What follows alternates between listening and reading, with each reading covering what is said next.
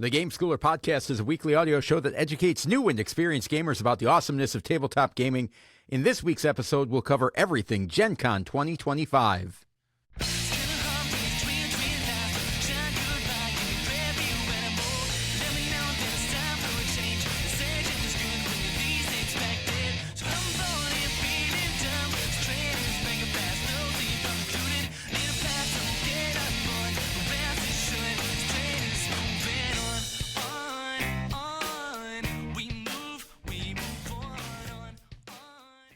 Welcome to the Game Schooler Podcast. I'm your host, along with my co-host, the esteemed Dr. Michael McCabe. How you doing, Michael? What's happening, Doug? How are you?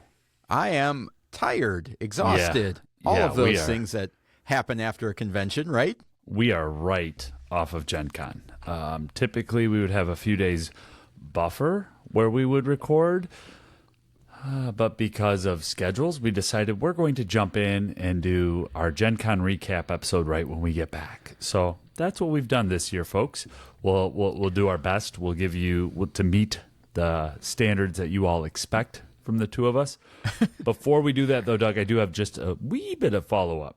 Yeah. From episode 230, the Fellowship of the Ring trick-taking game had some buzz over on our Discord that I noticed that started to bubble up while we were at Gen Con in the Game of the Week segment. So if you're a fan of Tolkien, and many of our listeners appear to be, Doug, I mean, that yes. thread just exploded. Keep listening. Little teaser, as the radio business would say. We'll have more Tolkien later in the episode. So little follow-up, and then I know you'll hold me accountable so I don't forget. So homework for you, Doug. I may forget. Okay, well. But I'll try to remember. All right, where do you want to start, Michael? Start with kind of run through what we did. This was a little interesting year. We did not take as many meetings as we have in the past, which made it a very different convention for us. But one of the first things that we did when we got there was we went to the Board Game Geek Hot Games Room and spent some time there. And if you're not familiar, basically publishers give Board Game Geek their kind of special games for the convention, the new releases, all new the hot titles, and then you can go and play there, check those games out, and it's kind of a library of games that is all the hotness, all of the new games. So we got a chance to check that out and play some games, and it was a good opportunity not only to play games, which we did, and we'll cover some of those, but also just check a game out, kind of pull it out of the box, see what the pieces look like, and just kind of ruling in and ruling out games. Yeah, a little overview type of thing. So that was a really cool experience. What are your takeaways from that? Yeah, we spent 4 hours in there last year. We just did a 2-hour session, and the 4 hours flew by. But what that time allowed us to do, it allowed us to play a couple of games all the way through and really play them, and then also check out a few other titles, open them up, see if they'd work, see if, make a note of we'll play that in the future, or, there's a lot going on here and don't need to play this one right now. So having the ability and the access to just see everything that is out in one swoop is excellent. My other thought on that is that that board game, and this is going to sound like I'm sucking up, and I'm not, okay, because there's nothing that's coming back to us for this, but Board Game Geek and seeing what the Dice Tower does for their convention, just seeing Dice Tower East, they know what they're doing, Doug. I mean, and that Board Game Geek Hot Games Room just made me feel like, Board Game Geek Con might be something to get to if I ever get the chance down the road. Yeah. People that are putting on conventions for a living, they tend to do a really good job. And so this year could see some, what I thought to be improvements from the Hot Games Room last year, just in terms of getting the games in and out and getting to the table. And it was just an awesome experience. Yeah. Yeah, and I think we went into it this year with a little bit more focus on what we wanted to get out of that room compared to last year. Last year is kind of a little bit of a lark of, let's see what it is. And I think we're kind of a little bit overwhelmed by the amount of there's so much shininess, and we were pulling stuff off the shelf, and it's like, what do I do? Do I learn? Do I try and play this whole game? Am I reading the rules now? How is this working? And so this year we were a little bit more prepared. Yeah. One of the games. Go ahead. Sorry. I was just going to jump into that by saying that some of the people that I talked to in the room were using the hot games room to essentially set their shopping list for the weekend. Yeah. And so I was talking to people who were playing Kinfire Council was the game going on, and I just a mid review on that game. So I was giving them a thumbs up and telling them it's an awesome game. And you can't really get that whole game taught, learned, played in a 2-hour session, but they played a round of it. They knew enough that they knew that they wanted to go to the Incredible Dream booth the next day and learn more. And I would imagine that group probably took a copy or two of those home. And that's what that hot games room does, and clearly why publishers support it. So So one of the games that we played is the Sims board game, which was coming out from Goliath Games. And there hasn't really been a lot announced about this game. I think I had heard about it at Gamma, and then a couple of other things. Stuff has slowly trickled out, but even still, there was like nothing about it. And I was a very early adopter to the original Sims game, having been a fan of SimCity. And so I was very intrigued by this game and got it up and running on the table. I enjoyed it. I think, just to give a brief overview of it, it's kind of it's more gamery than life, but not as gamery as The Pursuit of Happiness. So somewhere in that kind of middle zone, closer to the game of life than The Pursuit of Happiness on that scale, but in that realm. And essentially, you're just you've got a character, you're moving around.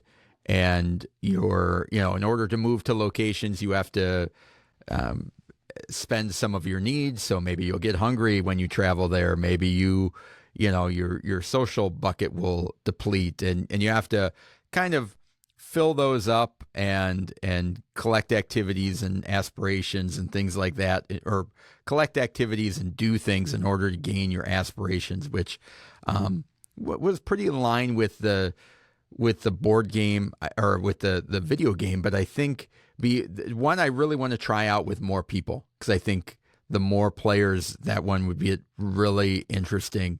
And if you have kids like my kids, where they like to role play and kind of get really excited about the activities that they're doing, I think they might have fun with that. But I was not doing that in the hot games room. I was doing my best, but it's not like you're playing with a 10-year-old and your 7-year-old and you got in your own house and you can be silly and goofy. It's cool game though. Cool little game. And I think you're right. It fits right above the game of life and right below The Pursuit of Happiness, a previous game of the week. Yeah, and not a lot of information on it, like in the exhibit hall. We went by the booth. They kind of had it, but it wasn't for sale. You could sit down on the couch and talk, but kind of bizarre. But so I was happy we got a chance to play that. We followed that up with the Battle of Hoth, which is a new game that is based on the Memoir 44 system, which is a World War II game, kind of a tactical 2-player combat. You can do some team variants and things like that. Very similar gameplay. So if you've played Memoir 44 and you like that system, but you love the Star Wars theme, it might be a good one. For me, it just kind of wanted me to play my own copy of Memoir 44. And I know there are a couple people in the Discord that enjoy Memoir 44 as well, that have gotten into that. So what were your thoughts on that one? I liked it. I've gotten, I don't want to say rediscovered, but I've gotten back into Star Wars in the last 6 months or so. Kind of caught up on some of the shows that I had missed, went through Andor, and as I was playing, I was like, oh, I bet they're going to follow this up with something with Andor. But I did really like it. I enjoyed it. I think that system that Richard Borg has is just fantastic, getting to move and then attack, or just double move to set up a next attack. Had that same feel, and it had been a long time since I played Memoir 44, but had that same feeling of restriction with the cards in my hand that really forced what moves to call, what shots to call. Battle of Hoth was a ton of fun, and one that I'm a little sad to hear that you're not going to be picking it up. I don't know if I have room in my house for it at the moment, but a game that I'd love to play more and again, and it's scenario based, so you can. There seemed to be a lot in the box, a lot in the box. Yeah, we didn't even get to see the AT-ATs or the snow speeders. Nope. So They're a lot coming. of some of the vehicles we didn't even get to see based on the scenarios that we played. And I did see people walking around the exhibit hall, especially on Friday and Saturday, with that. So that one is if it's not out now, it's coming out into the wild very soon. I should have looked before coming into it, but yeah. Well, and it's going to be around for a long time. So I wasn't rushing. I don't think that one's going to come in and out of print. I think that one will stay in print. Don't you? I can't imagine that it would be. Well, we did one print run and it's done. Yeah, and it's always hard, and maybe other people don't have this issue as well, but like in the exhibit hall, Asmodee, who is publishing the Battle of Hoth, have like a huge footprint of a booth. Like they take up you can't call that a booth. A big section, but their area is unlike any other area in the entire exhibit hall. They have literally, it looks like a house built in the middle of the exhibit hall, and they don't have all their games out in like stacks of like, this is how many are left and this is what we're selling and these are the big things. They kind of have like a QR code that you scan and you get in line and you order up at the counter and all this stuff. So it always seems really hard to figure out what they brought, what they have, how many copies there are, if they're selling out and what. So I didn't even know where to look to actually buy Battle of Hoth, but clearly it was for sale. Yeah, and people were walking around with it. I'm going to stay with Asmodee if that's a moment. Okay, for a moment. Following Battle of Hoth, we looked at a game. I opened it up to explore because I was surprised to see it there. I thought it was only going to be for demo, and that is The Hobbit, There and Back Again, which is published by Office Dog, which is an arm of Asmodee that gets IP and runs with it. And so this, for folks, the Tolkien folks, this is designed by Reiner Knizia, Dr. Reiner Knizia. A roll-in, right, from Reiner Knizia about The Hobbit? Yes. Well, there was some confusion. The game didn't actually make its way to Gen Con. So it was one of those. And I asked finally on Saturday, I jumped into the Asmodee and just said, hey, did the game make it here? Is it here? Is it available? Because it looked good. It was heavy in the box. There's a lot in there. But that was one of those that I opened up, looked at it, said it's Hobbit and Reiner Knizia. I will get this game eventually. But there's some moving parts in there that I wasn't going to be able to get up and running with you with the time constraints that we had in the room. But definitely a game that I'm interested in. And I know this isn't the time to jump there, but I think there were some unique things with Gen Con 2025 and availability of games that were not necessarily there in the last two cons. And that's just one example that I'll probably come back to later in our show. Let's stay in the hot games room though, Doug. Yeah. Well, and that game weighed about 20 pounds. So it was shocking. I looked at Michael handed me the box and I'm looking at the box. I'm holding it and I'm like, this is a rolling. What is so heavy inside this box? It was packed full of stuff. Because it essentially is a storybook, a cardboard storybook that you're making your way through, and there's chunky, wooden tiles, and but other than that, there's very little information. And here's the thing: Thursday in the hot games room, they had 3 copies. So I'm like, this isn't for demo. They're going to have 3 for sale, and so a few copies may have gone out for sale somewhere, but it wasn't widely available. But it will be in a few weeks. Not in August. It will be in a few weeks. So that'll be one to listen for in the future. The other thing, as far as looking and taking shelves or games off of the shelves, the other one that we looked at, which I was really surprised by, is The Fate of the Fellowship, which is the Matt Leacock Pandemic System Lord of the Rings cooperative game. And the only reason I mentioned it here is it was a good one to kind of look at on the table and just see. That was one where we opened up the box, looked at the components, and just kind of flipped through the rules a little bit, checking it out, and then that's all we had time for. But when I saw that at Gamma, I was like, oh my goodness, this is an insta buy. You're combining two of my favorite things. How could this go wrong? But I was really surprised that buzz of that game seems as if it has really tapered off. And I did not hear very many people talking about it at the convention, or there was not a thing of like, oh, I got to get in line to get that, which was really surprising to me. And I don't know if I'll check the game out at this point after looking at it. So another great reason of that whole, although it wasn't a try before you buy that we talk about when we talk about a recommended game of the week, it was take a look at it, see if it works, glance through the rules before you just blindly buy because it has Lord of the Rings and Pandemic and Matt Leacock. What could go wrong? So a great opportunity when you do some of those conventions, even if it's just checking a game out from a library, to just look at it and not even play around. That can be super helpful as well. As far as games that we played, I think we've got two left. One of them was Valkyrie, a Black Orchestra game, which is a dice game, dice version of the original Black Orchestra game, which is the plot to assassinate Hitler. And except instead of being a 90-minute game, it's a 30-minute game. Went really fast. I enjoyed it.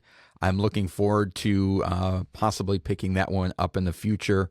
Had some really interesting mechanisms in a co-op, which is something that I really like, which is you are picking up a card and you have to pick how bad you want the thing to be with the opportunity. So it's like you choose option A, which is terrible. You can do option B, which is also terrible, but one of those may not be as terrible. Or you can do option C, which is roll the dice. Hopefully you get lucky and you have to do nothing bad. Or if you fail, you're doing A and B. And so I love that very cool decision. Because it's up to the player that drew the card. So I don't know what choice Michael had to make or what choice I had to make.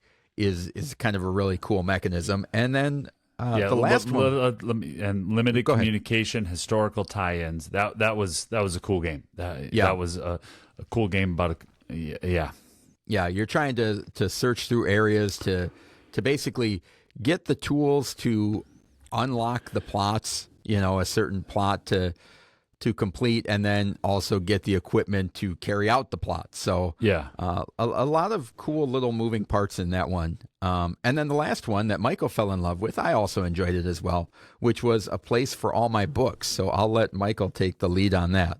Yeah, A Place for All My Books was a game that I decided to purchase and come home with because I wanted it.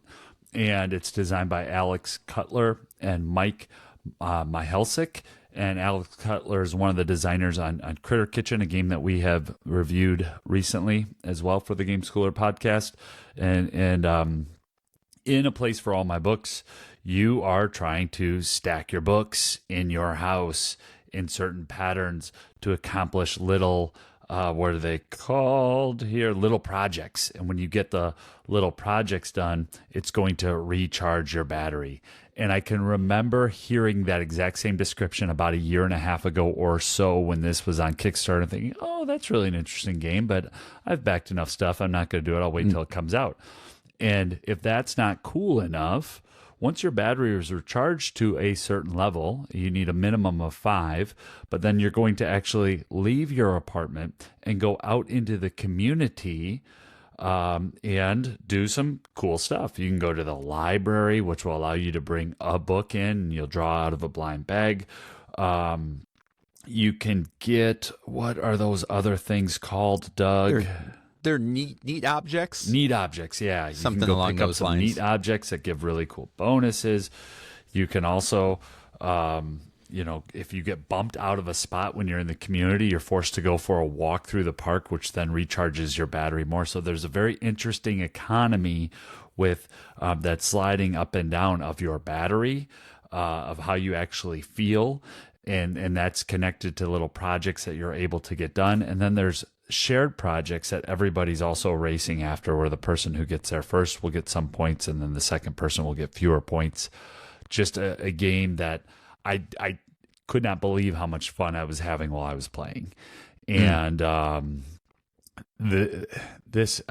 gonna let's jump out here and kind of talk about something else that was unique to Gen Con 2025. There are a few Kickstarters that were available at Gen Con that are just now being delivered to backers.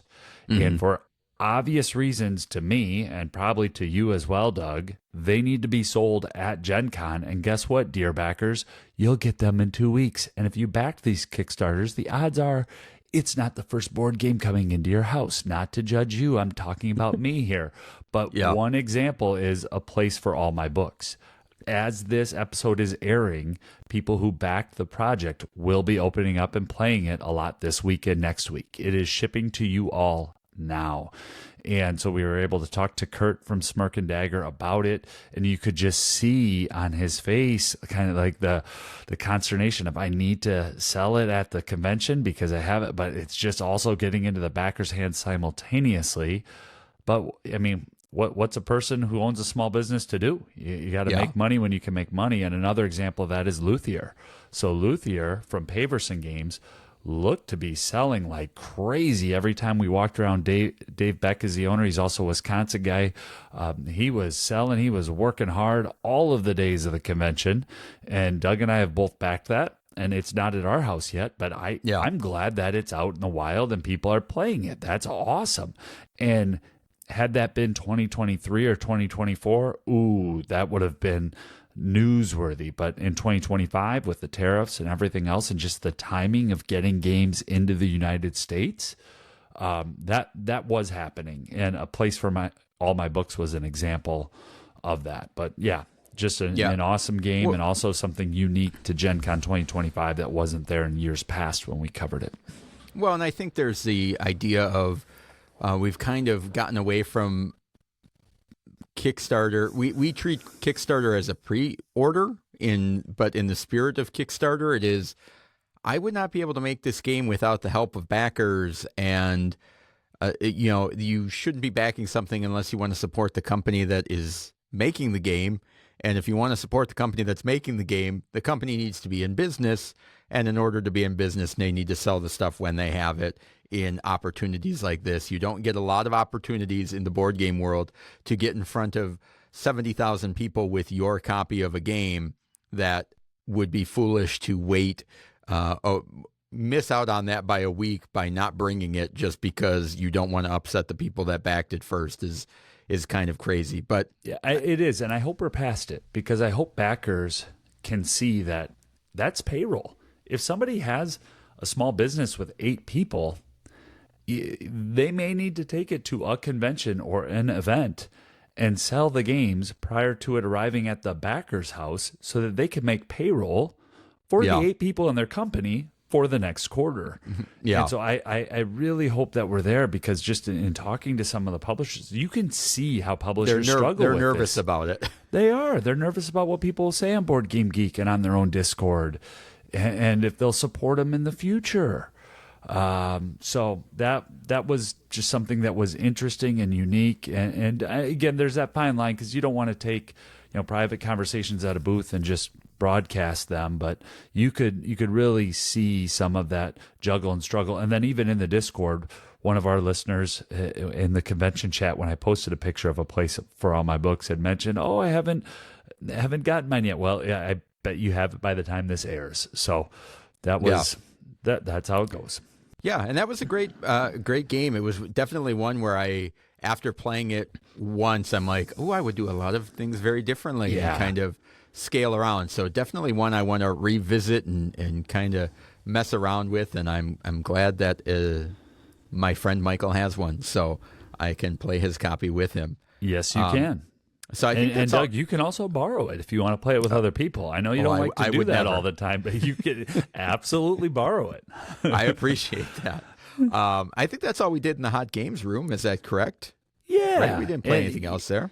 Yeah. No, that is correct. I checked out a few others and looked at, but that's all we played. And that's where, Doug and I are on this journey together, folks, and we'll share our perspectives of Gen Con 2025, but we're different people. We're different gamers. So let's get into the segment here, really, and share our perspectives on Gen Con 2025 with one game that we looked at in the Hot Games room. but neither of us brought it home. I tried on all 3 days, and that's Lightning Train from Direwolf, which I likely won't play until 2026 or 2027. And I want to use this as an opportunity to talk about selling out.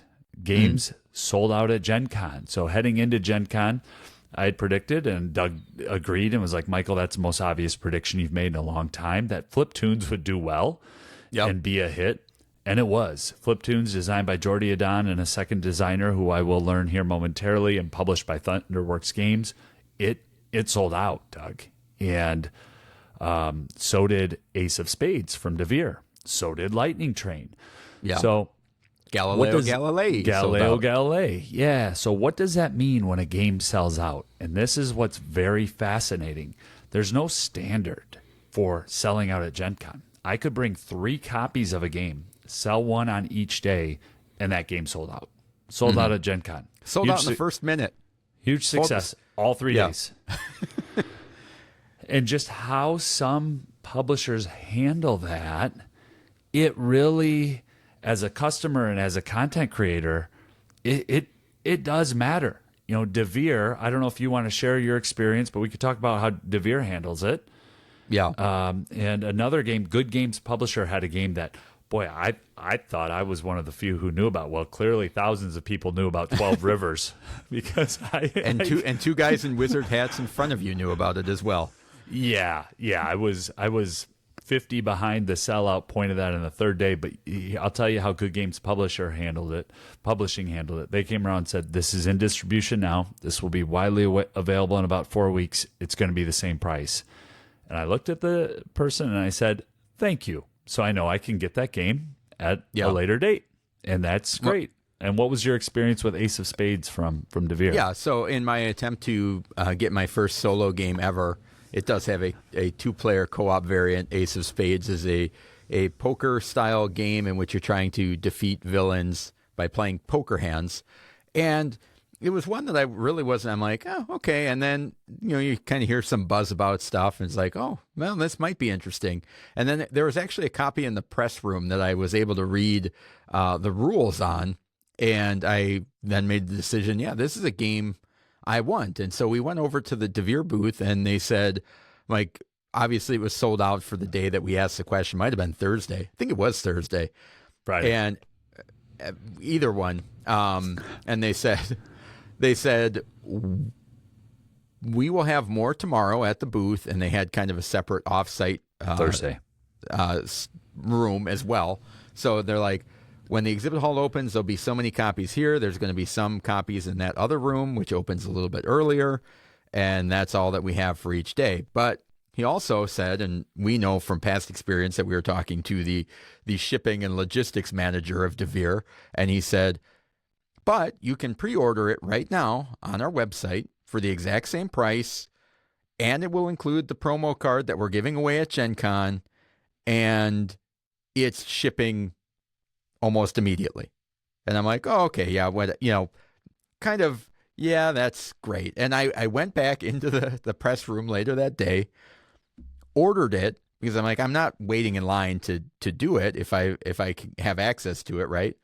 Shipped the next day. I got the tracking order, so it will be here less than a week. You think after. It shipped the next day. FedEx Sorcery, though, it may already be at your house. It might be there in 4 weeks. Yeah, it'll be there in 4 weeks. Yeah, update, it's coming tomorrow. It'll be there tomorrow, 5 weeks from now.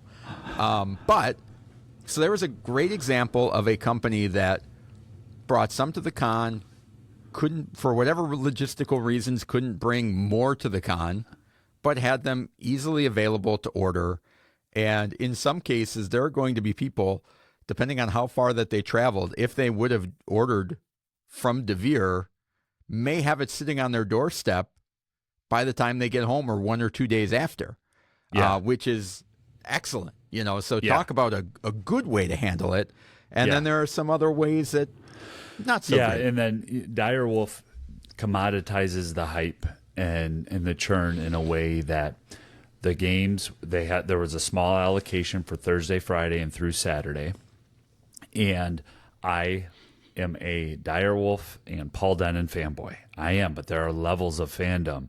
But I love Clank. I love Dune Imperium. I love Wild Tiled West. And in 2023, that was one of my big take-home games. And so Lightning Train was one I was interested in. I looked at the Hot Games room. I'm like, yep, I want to get this. I want to check it out.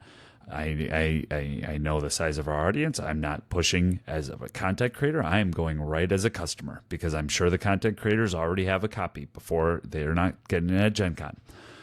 Like the big ones, the 2 or 3 or 5 or 10 that are getting it. And sold out on Thursday, come back Friday, sold out, come back. You want to be at the front of the line. We sold out in like 15 minutes.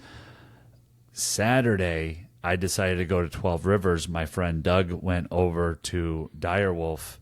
And where was the line on Saturday? Like Saturday, we got there early as the exhibit hall opened. There was no chance of getting the game, right? No, I did the Grandpa Simpson walk in the door, put my hat on the thing, grab the hat, wheel right back out the door meme because by the time I got over there. And I was not angry in the slightest. I understood. By the time I got over there. Thank you for being a good friend, Doug. Yeah, the exhibit hall opens at 10 o'clock, and I was over there at like 10:02. And I'm like, yep, that line is way too long for me to get a copy. They are selling out way before my spot would get there. So it's kind of crazy. Yeah, and there's not, it's the same system as DeVere of the whole pre-order, but it's just that customer experience of, I don't need the game that badly. I'll play it when I play it. There is a difference from a $25 game that's going to send you the promo and a $55 to $60 game where I got to pay, for shipping, $12, and it's just like, nah, I'll play it, I'll see it, and that's, I think, different companies handle it different ways, but there are certainly companies that do want to be in the top of the hotness, want to try to push to get that game out there and make a burst, and you see it year after year now, covering it for the third year in a row. Yeah. So I'm still really excited to play that game. I just, it might not be till this time in 2026. So yeah, certainly a good example of you don't need every game instantly. Well, I can't play every game instantly. I now have a year's worth of games and a year's worth of content, sitting right here. And that's just one that it will be down the road. So yeah, exactly. One of the interesting things about Gen Con is seeing the way that people introduce and present their games. One of the games that was really high on my list, and along with Fliptoons, which I think Michael and I would both say is probably our game of the convention, the other game of the convention that we really enjoyed and was a great demo, one that I was really excited about actually, and I was really impressed with how they did that, and that was from Blue Orange, and that is a game called Blind Jack. And what they had set up on their booth, Blind Jack is a game in which you are given a question with a answer that is a numerical value between 0 and 10. So, for example, how many strings are there on a ukulele? 4. And maybe Michael doesn't know that. He says 5 because he thought it was a banjo. And so he says 5. And then but he doesn't get to see the answer. Everybody else at the table does. But he doesn't get to see the answer, but he marks that he has now 5, or he thinks he has 5 on his cards that he's collected. Next time around, he gets another question. He answers it. Maybe he thinks the answer is 7. So now, according to him, he's sitting at 12. So the next question comes around, and he decides to answer it, and he's at, maybe he's thinking that this one might be 7. I'm going to be in the 19 range. I'm gonna stop there. And so you're basically trying to get a blackjack or as close to 21 without going over to win points and beat the dealer, that type of thing, which is really fun because there are moments where you're like, all right, I think I'm pretty good. And then you flip the cards over at the end and you're like, I'm at 22. I was so close, or I'm way off because I was wrong on one answer.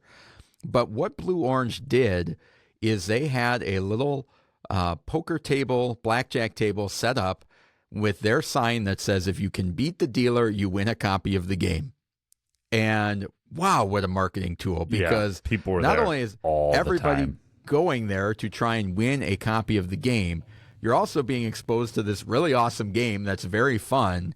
And then afterwards, like the amount of people that lost and then were like, and I need a copy of that for $15, was really fun to see.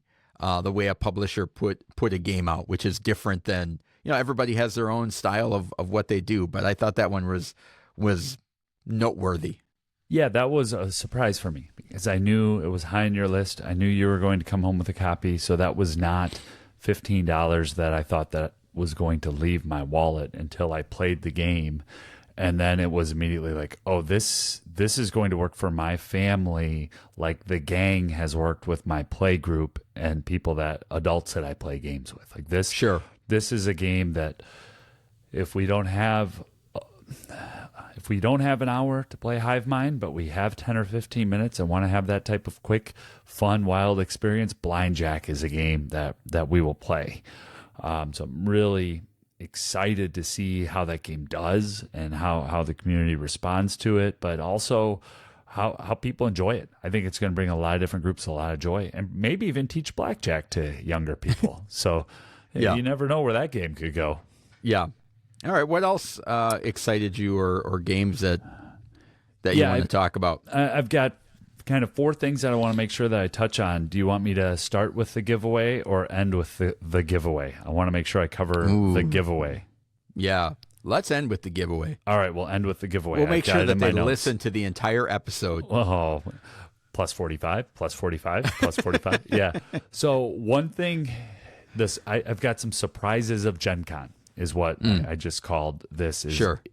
Each time, and I've talked about this on the show, but definitely talked about it offline with Doug. I can't wait to see what the surprises are because they're a surprise. I can't plan them. I can't put them on a spreadsheet and be like, oh, this is when I'm going to get surprised.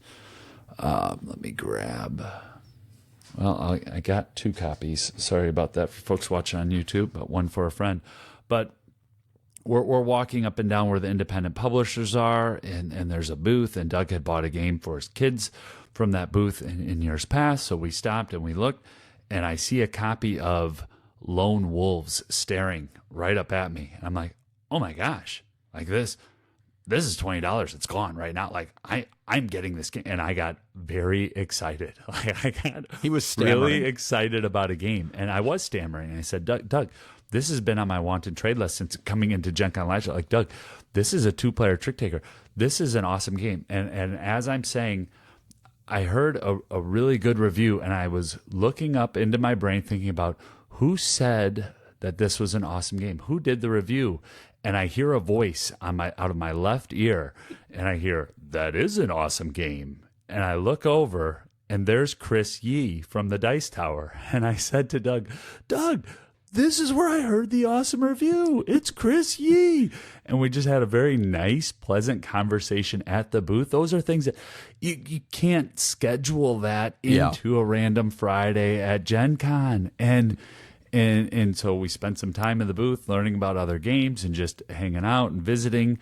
I'm just going to wrap up real quick about Lone Wolves and kind of like this is, for me, I love the convention experience. It's my vibe. It's my buzz. I look forward to it, but I don't sleep a whole lot at a convention, So then the next morning I'm up early over at Starbucks, cracked this open, read through the rules, went back Saturday, got a second copy for a buddy because I know the first time you and I play it with him, he's going to be looking it up and be like, I can't get this on Amazon. I really want it. And I'll send him the new and shrink. That'll be his gift. So that was a pleasant surprise along with Blind Jack. Like those are 2 of my surprises from the con. Sure. I expect an impulse buy, like a place for all my books. I expect that out of myself. I come to fall in love with a game hard and I'll make that happen. But not me. I'm going to kick the tires until they're flat. Oh, you're good, man. I know. And that's, like I said, we're different people. We bring that to the show. But that was one of 4 really pleasant surprises. How about you? Oh, surprises. It was nice seeing Manny things Tremblay. That stood out. Oh, go ahead. Yeah. It was nice seeing Manny Tremblay right out of the gate. It's kind of right when we walked into the exhibit hall. When we talked to him and interviewed him, he was talking about Slam Throne. So we were able to to get that, which is kind of like Pogs. It is Pogs in the Dice Throne universe. So that was interesting. That was a surprise. And Pleasant surprises. I guess a pleasant surprise for me was Keymaster Games reprinting Campy Creatures, which is a game that I have enjoyed for a really long time, in which you have a hand of monsters valued somewhere between 1 and 8, and you are fighting over locations and can't remember what they're called, like teenagers. The people that would be immediately destroyed in a monster movie, and this is they're teenagers. Is what you are potentially trying to capture, and the art in the original was awesome, and so they reprinted that, which I have here. It kind of looks like a little VHS cassette. They said that they cleaned up a little bit of the rules to make it even more streamlined. So I was not expecting that to be there, or to be bringing home a copy, but that was a cool surprise. I was thinking about, every time we go to Gen Con, there's the how busy is it going to be? How crowded is it going to be? That type of thing. And I kind of, my initial gut was that it was super, super busy, and it was crazy, and it was. Thursday was busier than the past 2 years that I thought. Yeah. However, I did kind of wonder if there was a distinction in that, which is if you are, because we had kind of two different approaches throughout the convention. One of them is there's certain things where like, we got to get over to this booth. We want to try and get this game. And you're kind of darting around the convention or the exhibit hall, that type of thing. And the other one, there were moments where we were kind of going up and down the independent halls and stuff like that, or the independent publishers, the smaller publishers. We had an impulsive approach and a methodical approach. Yes. So we'll let our listeners decide who was leading which approach. Back to you, Doug. However, I did realize that although I felt that there was people all around, when we were going through kind of slowly and meandering, it did not seem as busy, but it really seems busy if you're trying to go across the hall because you're like, oh, I want to go one more time to look back at that booth. And then it seems like everybody's moving in slow motion. But if you're moving in slow motion, it doesn't seem as busy, which I thought was kind of a unique thing. Yeah, it just depends on which role you are in Finding Nemo. Yes. At any given time. Yes. And so if you're trying to get, if you're racing to a bathroom, good luck. You're going to get into 8 million log jams on the way there. But if you're just casually looking at booths, now, don't be the guy that just randomly stops in the middle of the aisle to have a chat with his buddy. Don't be that guy. Don't be the guy that's got a calyx on his back that swings around with reckless abandon. There are a lot of tips and tricks. Don't be the guy in the full armor and the 30-ton hammer making their way through the exhibit hall. It's hard enough to get through the exhibit hall with just a light backpack on, let alone full body armor. So if there's any tricks and tips, maybe those would be some. But I was surprised by the fluctuating, it seemed like it was fluctuating levels of, sometimes it seemed really busy and insane, and other times I'm like, this isn't so bad. Yeah, and I don't some know. of that could have just been us and where we were in the state of the convention. But I will say that on Thursday, when we entered the exhibit hall at around 1 p.m.-ish Thursday, there was a palpable, you could feel it, tension among some of the publishers, just wondering how this is going to go and what will the figure say in the bottom right of the spreadsheet as of Sunday. Because when I look at past projections, I was X number ahead on Thursday, and I thought you could sense some of that. And some of the publishers that we know well and checked in with by Saturday were then actually smiling, which was nice. But others we didn't circle back. So all I can do is think and hope that things went well. But the Slam Throne, that was, I didn't know they were actually going to be there, or if it was still an April Fool's joke. They burned me on April Fool's, okay, in 2022 or whenever it was. I was one of those that was sad. So the fact that I now have a complete set of Slam Throne, and here's what I want to say, like there was something that happened that I think Manny Tremblay was at the center of, because I saw it with two different companies that he's a part of, but this sense of anti-churn, of let's trade and just have fun playing games. You had Slam Throne where people would rip open packs and it's random. You could get one of 4 characters. They have, and then there are numbers that just have different art in them, but the numbers range from 2 to 21 and then 22 to 40. And right after the packs get ripped open, there's then a informal, a pop-up trading post where people can trade. So maybe I get 4 packs, but let's say I pull 4. Which character did the guy pull 3 of? Yeah, Was it Moon Elf? Yeah, we were standing next to a guy. We had opened our packs the day before, and they had where you could swap out your main slammer token. If you bought 4 packs and you didn't get all of the unique slammers, the Dice Throne guys were there, and you could kind of trade and swap out. We got back to the hotel room later that night, and Michael's like, all I got was the 2 through 21. All 4 2 through 21, yes. And I'm like, well, you should bring one back and go and see if you can trade with somebody. Just swap out all those their discs. So we happened to be standing next to a guy who the previous day had bought in 4 packs and gotten 4 Moon Elves. Yeah. And he was getting some to take home, I believe, for his stepson or somebody else in his family. And so we sat there as he opened them. And the first one he got was the Barbarian. And then he got the Pyromancer. And then he got the Moon Elf. Well, what was the 4th and final one? All he needed was the Shadow Thief. And he opened it up and he got it. And there were high fives all around. And it was just a fun, magical moment. Michael traded his discs with him. And so Michael got his complete set. And it was a really cool moment. Yeah. Right? New friend. Yeah. And he had another connection with somebody at Roxley. So later on in the convention, I'm talking to Roxley, and they don't know that they're talking to the same guy. But, these two are friends, and I could see why. Well, and I'm clearly a fanboy of Roxley, and just talking and chatting. And that's my second of 4th con surprises, where it's just like, man, you can't plan this. That's just what happens when you get out and you meet people and have a good time. But I just want to touch base on the other company too, because I mentioned this heading in, but Manny Tremblay also recently published, 2 games with Chip Theory. Roth, listeners have heard about week over week because I've been playing it, but Fight 5 is a game that he talked to us about, which it's a similar mechanic to War, of where you're trying to get cards out of your hand. But here's what, I don't want to get into the details of Fight 5 because we may talk about it later, but this is the cool thing. For $25, you get the deluxe copy of Fight 5, which means it's a PVC card, so plastic cards. But then they're throwing in a standard or retail, I can't remember, copy of Fight 5 to give away to a friend.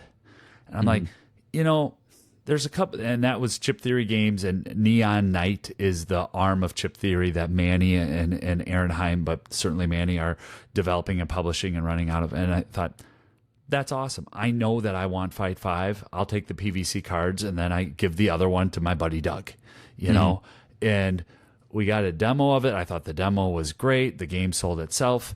And it's just that sense of, I don't need to collect every single game. Don't judge me if you're watching on YouTube. I know what the room looks like that I sit in. But I can play games and have a good time and trade games and give games away that I'm not able to play because of whatever season I'm at in my life. And I felt that coming from both that Fight 5 and the Slam Throne. And at the center of it is Manny Tremblay. Like, he's in the center of both of it. And I don't know, man. It resonated. I thought maybe I'm making stuff up, or I am just one of the biggest Manny Tremblay fans. But I think that there is a push in the hobby against churn and hotness. And I really do see that.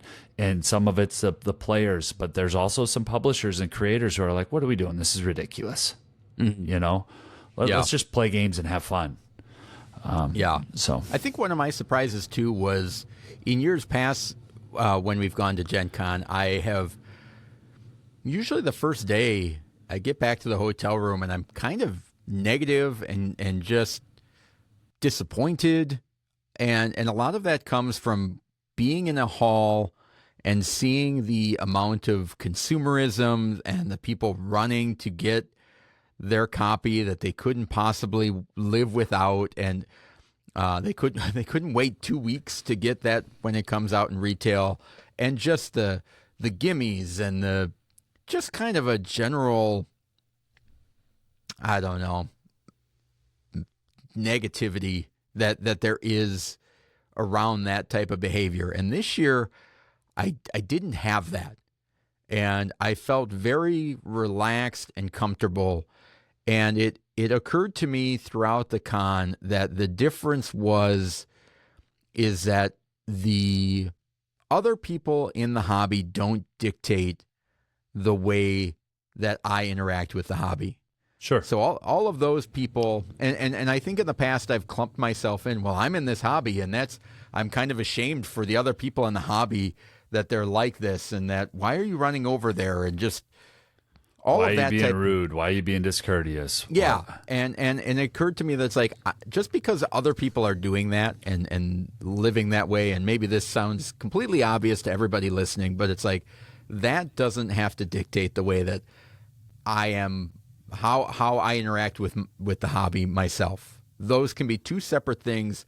I can have my own version of the hobby and the way that I interact with it, and it does not have to be part of the collective hobby as well. And so that was a very nice surprise for me, and really changed the way that this Gen Con felt for me. It was more relaxing, more enjoyable, and I kind of put blinders up, especially when we went to the consignment sale, which is a gigantic flea market that Board Game Geek has, where people can submit their games to sell, and a lot of them have lowering prices as the day goes on and stuff like that. And if you go into that, you can get pretty depressed because it looks like raccoons scavenging through garbage. Sometimes it is if you want a big case of the gimmies and people hunting to find the right deal or the specific game they're looking for, and it's,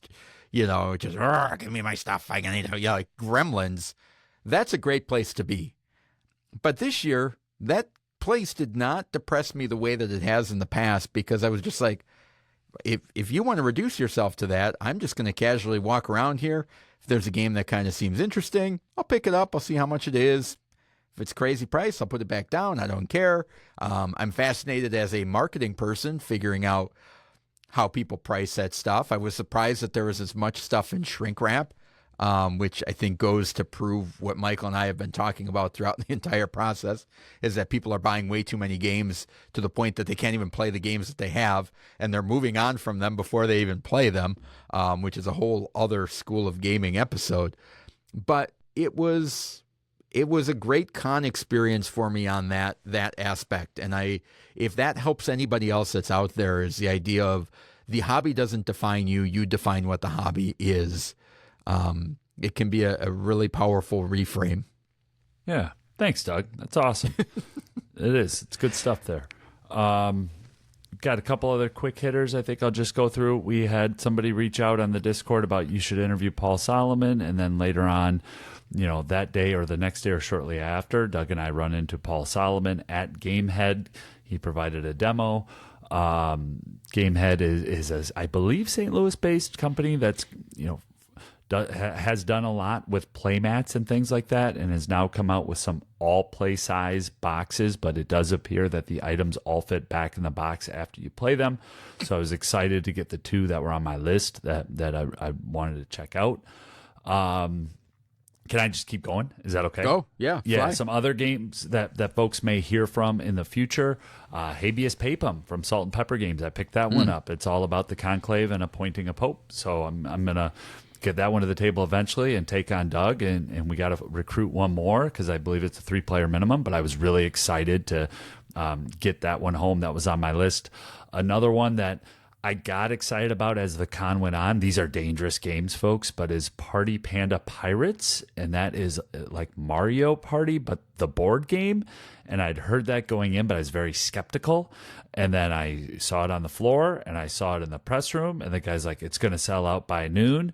And at 12:02 p.m., guess who bought the last copy on Saturday afternoon, Doug? Doug Kotecki. Oh, wait, no. Maybe Michael McCabe. And it was verified. They said it's funny because we've had this experience before. That's the last one. You want it or not? And then we come back the next day and there's 4 or 5 more. I don't know if you want to share any of those, but we did run into that. I won't share specific titles, but there are because you're many... afraid, and you might want to be able to snag it here in the next couple of days after this airs, or what? No, not that. Not that one. I won't share that one because I do want to protect that. But there. And it's happened in years past, though, where it's like you have a conversation, you're at a booth, and you're like, yeah, no, these are our last 2. And you're like, I don't know. And then you pull the trigger, and then you walk out 3 hours later, and they're like restocking the shelf, and there's 20 copies there. And you're like, you got me. So that is a very common tactic. So don't buy into that one. Yeah, Arcane Wonders got me with that with Video Game Champion in 2024. Never again, Robert. Do you hear me? Never again.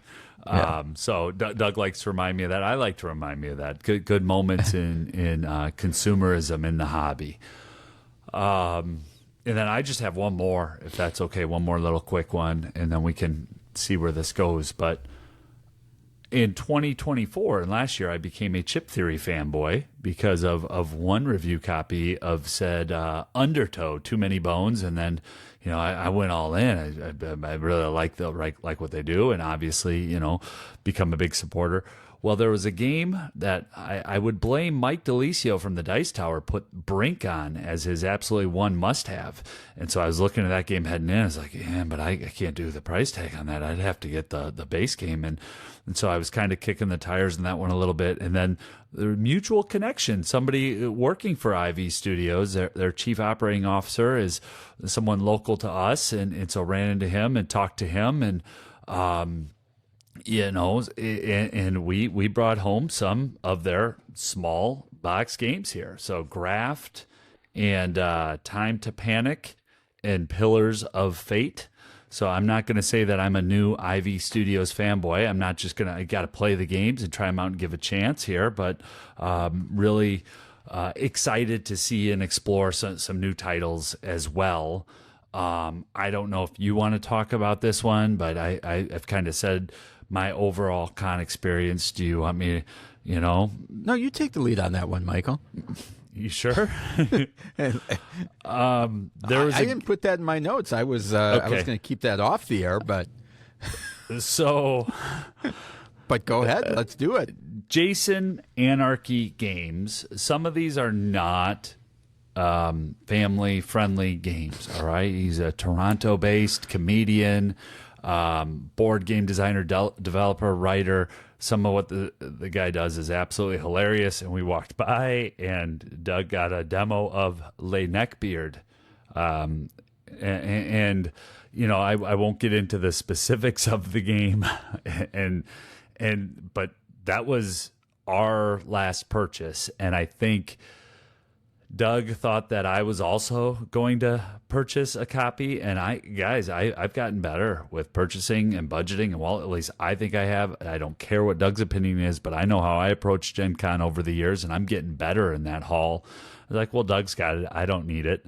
And so we were moving on from it, and Doug was so upset that I also didn't get a copy. So then I was like, oh, fine. I turn around and got a copy, and then Doug's upset that I got a copy. Yeah. Well, here's the thing. I get home, and the first person I see is my 16-year-old. And I said, and I think Josie had assumed this is a gift, because this is what I do when I get home from Gen Con. I hand people a gift. And Josie had an RPG group going over here in our basement, so a bunch of friends were over, house full of teenagers. And Josie's like, I saw a playthrough of that game.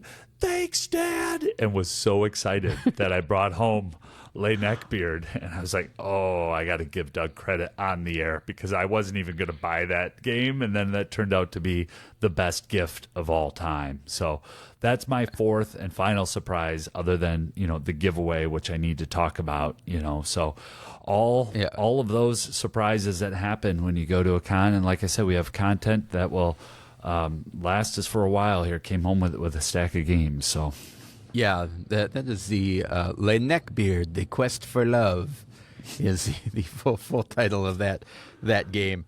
Let me just kind of. And someone with a fedora on the cover, who's fedora and sunglasses. So yeah, it's. Oh yeah, it 18 it's plus something. on that, folks. 18 plus. 18 plus. That's what it says on the back. All right, well, good to know. The other games I want to talk about, just kind of fly through some things. Yep. Railroad Tiles is one that recently Kickstarter backers have gotten, and they had that there. Railroad Tiles is a new tile placement game, very similar to Railroad Inc., but a lot cleaner to play and set up, and you don't Actually have to draw cleaner, anything. not draw erase. Yeah. You Yes. get clean cardboard tiles. Yep. Let's see. There was Dice Words, right? That's the name of the game, isn't it? Yeah. From Cosmos. Yes, Dice Words, which is a great little party Scrabble-style game that works really well, especially if you are not the type that you're like, I don't have a big vocabulary. It's really hard for me to come up with words on the spot. This one works really well, I think, for that. So check that one out. Hachette was absolutely crushing it and busy and slammed. I got the puzzle for Micro Macro for my family. Went to my wallet for that one. My wife and 9-year-old were ecstatic. Guess what they did, Doug? As soon as I handed the puzzle, 9-year-old ran downstairs, grabbed Micro Macro, and got it loaded on the floor. So clearly what Hachette is trying to do with that series, it's effective and working. Yeah. Tag Team, Gwent were wildly popular. The other Micro Macro Kids, you could just see copies of that run around all weekend. And then we got a copy of Point Galaxy, which I think looks really interesting. And we, of course, are champions of Point Salad on this podcast. We have tried Point City. It did not really fit our criteria, not ones we were a big fan of, but I think Point Galaxy sends it back in the right direction and kind of pulls stuff together. Roaring Twenties, which is a Leo Colvini card game from Pegasus Spiel. Applause to them. Bomb Busters was sold out like crazy after winning the Spiel for them. So it's very, very happy for those folks there. We got to talk to Hobby World, which is a Russian publisher, and hear about some of their games that are looking for U.S. distribution. So that was kind of interesting to get on that back end of that.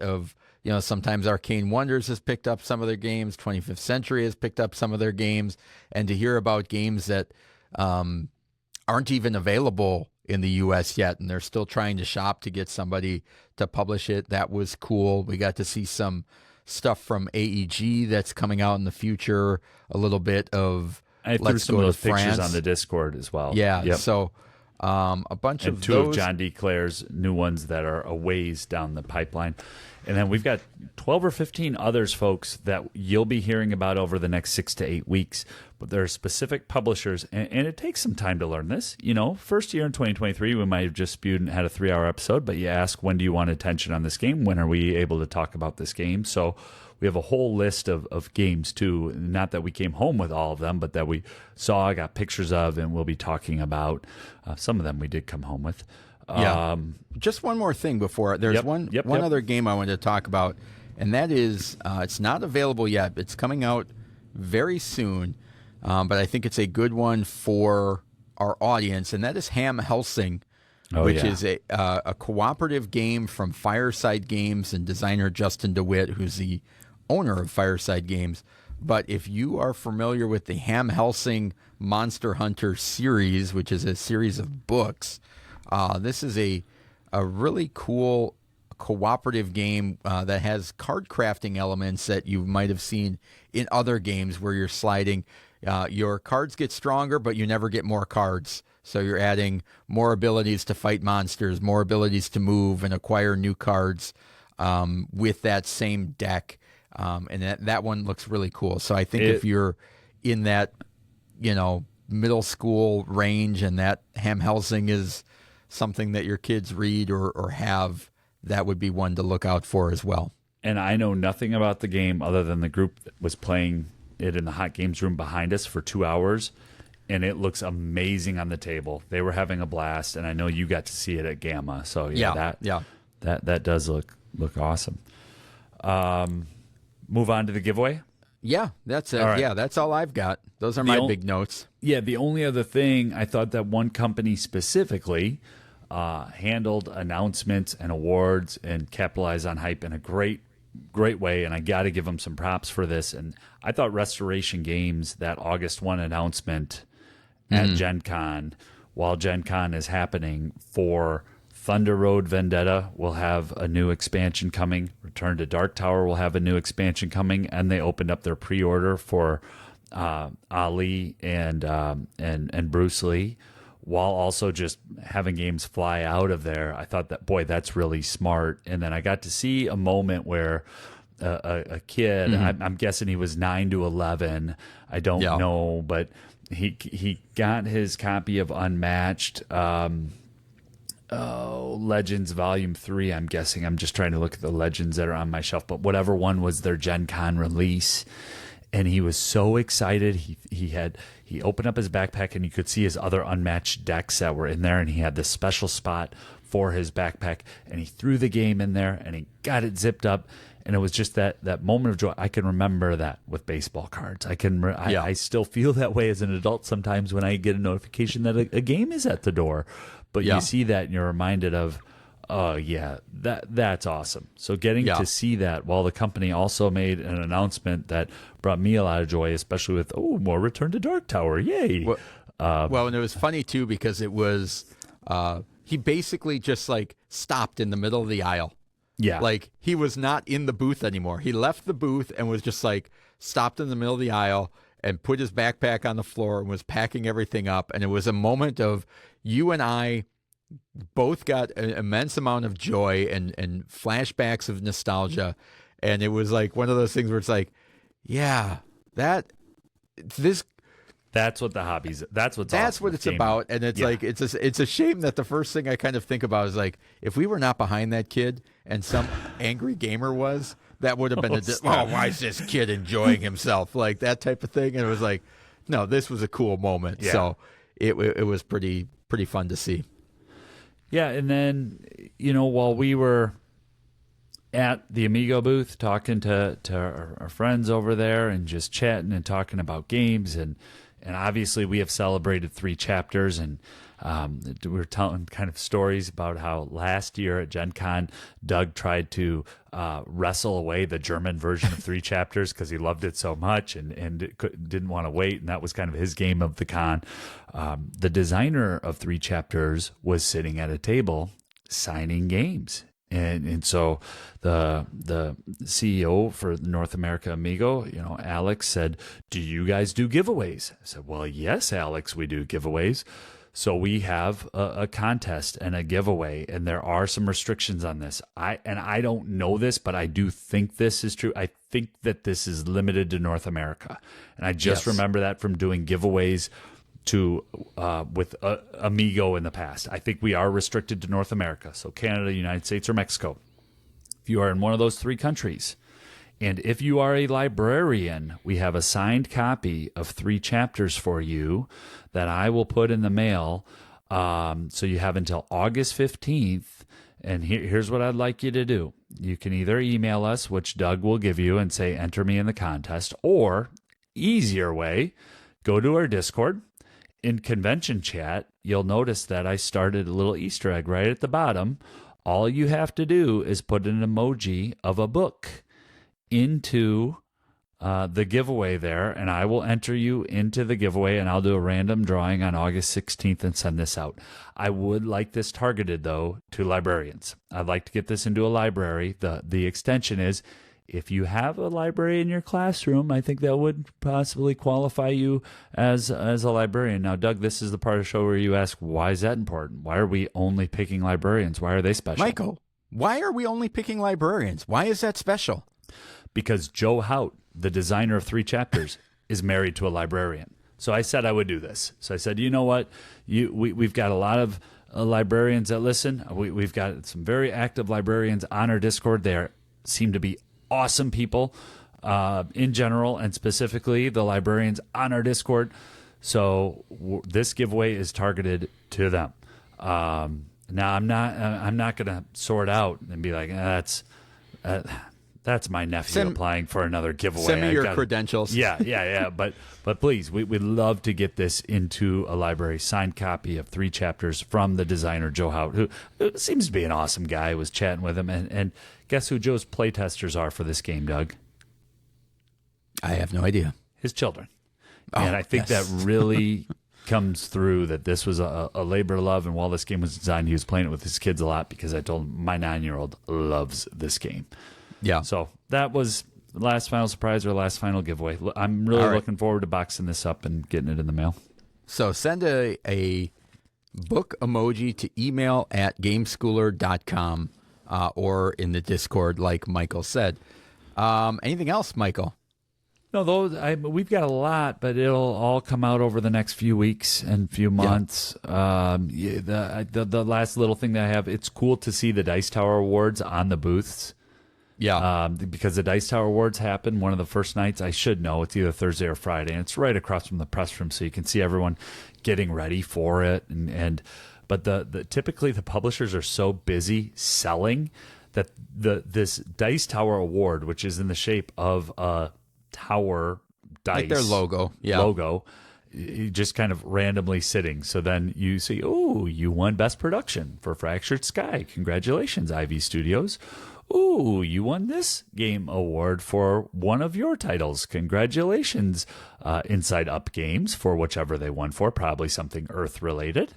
So you see those, and then you say, hey, congratulations. And sometimes the people who won the award actually forget, because they are truly, like, that exhibit hall in Gen Con is its own little universe for 4 days. And it's just one of the things that I've come to appreciate. People don't quite know how to take praise, because they're so focused in their job and making those sales that, they don't even notice the award that they just won yesterday. So yeah. All right. Well, that is our show. Like Michael said, we'll be talking about more stuff as the weeks go on. But that's just kind of our initial thoughts. Have no idea what's coming next week. We're going to have to kind of shuffle some things around, figure out where we want to head. So we will be back next week with a brand new episode. Thank you so much for spending the last hour or so with us. We truly appreciate it. Now get out there and keep gaming.